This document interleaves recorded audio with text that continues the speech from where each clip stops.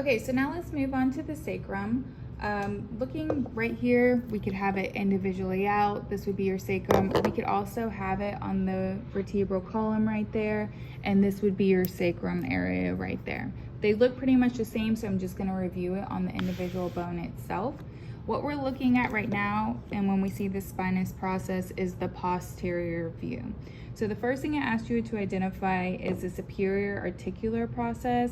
And the superior articular process, again, these are these protrusions sticking out right here. We can see on all these processes that we also have these little facets or smooth areas right there, just like we did on our vertebral column.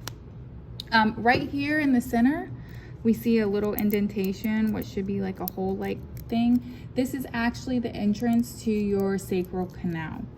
If we look at this projection, and this is how we know we're looking at the posterior side of the sacrum, it has this spinous area right here, and that's what we call the median sacral crest.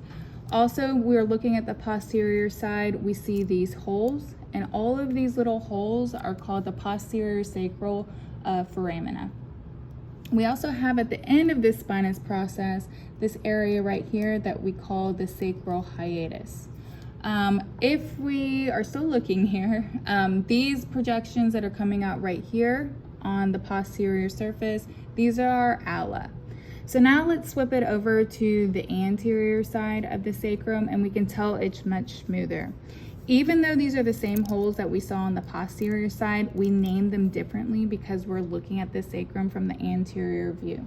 So because we're looking at the sacrum with the anterior view, we call these anterior sacral foramina. So all of these holes, if you're looking at it from this direction, instead of saying posterior, if we're looking from this side, we now say that they're anterior sacral foramina. And the last thing that I think you needed to identify was the sacral promontory, and this is this region right here, and we can see it's a little bit flatter region like that, and that's your sacral promontory.